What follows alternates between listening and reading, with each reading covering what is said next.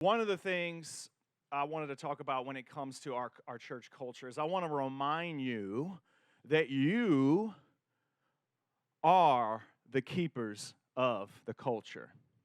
When you think of companies, organizations that have a strong culture, what are some of the companies and organizations you think of that have real strong, that are known for their strong cultures? Anybody just want to shout it? Disney, Chick-fil-A, Southwest Airlines, Lego, Hobby Lobby, some, yeah. One of the things that all those have in common is that the employees who interface with the customers are really the culture. Chick-fil-A is not Truett Cathy. Like, he founded it, Dan Cathy now, like taking, like, he's not the one saying, my pleasure. It's a kid who's a sophomore in high school, which, no offense to any of our teenagers, whose brain is not fully developed. They are the keepers of the culture. If they don't say my pleasure, the whole thing falls apart. At Disney, which we just, you guys know, you might be getting tired of hearing me talk about it. July, we were there. Like, the cast member who's working in the 90-degree Orlando sweatshop heat is the person who makes the magic happen. Not Walt Disney. He dead. He gone. And I don't even remember who's the leader of that thing now. Like, you know who makes it? It's the cast member. I love that principle that Ritz-Carlton has. That one of the things that Horst Schulze, and if you haven't ever heard him speak, he's phenomenal. And he has a German accent. And he says this is their motto: we are ladies and gentlemen serving ladies and gentlemen. We are ladies and gentlemen serving ladies and gentlemen. And one of the things I love about their culture is they give every employee the authorization, the authority, the responsibility to solve problems for people. And you know what they say? They say up to $2,000. You can solve it without calling your supervisor. I mean, how many of y'all work for a company like that? No.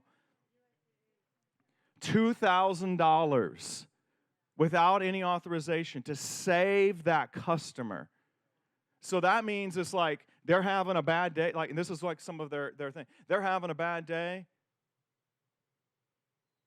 And and it ain't even our fault. That's what they said. It ain't even our fault. Let's just go buy them some flowers and a dinner to keep the customer, and because they've determined, like, it's worth it. Oh, man, their dry cleaning ruined their thing. All right, let's buy them a new suit. Like, that's how they think. They're and that's like the dishwasher is able to do that. The valet is able to do that. The maid is able to do that. So who is the keeper of the culture of who we are as a church? It's you. It's not Pastor Aaron and I. It's not Tabby. It's not our staff. It's you. You are the people who are serving the people. And so you are authorized to be a person who pushes our culture, who pushes reaching people and building lives, who understands that the weekend is about knowing God, who understands that we're gathering people to help them find freedom, who understands we're helping people to discover purpose and to make a difference, who understands that our values are the Bible, that our values are mission, that our values are spiritual family, that our values are generosity, that our values are development. And that we have a whole, it's like just as Chick-fil-A has my pleasure, just as Ritz-Carlton has ladies and gentlemen serving ladies and gentlemen, we have things that this is how we do. This is how we say. This is a part of our culture. One of those is our code, our leadership code. I just want to remind you, why do we have this? Why is this important to us? Why is it that we say, I am a leader? Because we want to remind you. And that's one of the things they do in those high culture moments. And people will push back against this because if you repeat it too many times, it starts to feel like we're in a cult, right? It kind of starts a little bit like to feel like a little weird. I get it. Like I've heard y'all like complaining about it when we did it like every week. But red hot mission focused organizations have a little bit like a cult like feeling to them. Chick-fil-A is kind of a cult. Like, it ain't that good. I know. Y'all are like, Cane's is way better. Y'all see, that's how brainwashed they have you. Like that you're willing to pay whatever because you're just willing to experience the culture. And again, it's overrated. I'm sorry. See, but just see, look at you're willing to defend that culture, and they're taking your money, and you're still willing to boo me off the stage. But that takes cult-like, almost like y'all are in the Chick-fil-A cult. CrossFit, it's a cult. See? Like, but you kind of have to have that red hot fire passion about it. Stop the live stream. See, I'm making people upset. But that makes my point even more. Like, I am a leader. I lead with urgency. Are you leading with urgency? Do you believe that heaven is real? Chicken is in and out. It's, of your body. Like, but heaven is real. Hell is hot. Eternity is a long time. That's not like, come on.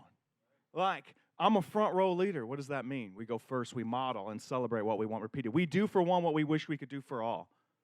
That's what they're doing. That's what Ritz-Carlton is doing. They're like, hey, we can't do this for everybody. So that's most organizations say, we can't do this for everybody, so we're going to do it for nobody. It's okay not to be okay. It's not okay to stay that way. We're talking about development. We're taking a step towards Jesus. I bring solutions and not just problems. Man, we're problem solvers. That's what they're doing by giving them $2,000. They're saying, you are deputized to solve people's problems for them, to help them take a step. I'm an owner of everything or of nothing and steward of everything. In other words, we are just called. These are not our people. They're God's people, and we understand that. Wow. We'll treat them a little bit differently. Again, I'm bringing somebody with me. Walk with me. This is one of my favorites. I actually was going to do a message on this one, but I'm preparing that because discipleship is a person, not a program. Jesus brought people with him. And if Jesus brought people with him, you're not a better leader than Jesus. That's what I have to tell myself every day. You ain't better. I'm coachable in my heart, head, hands. Obviously, we're willing to receive coaching.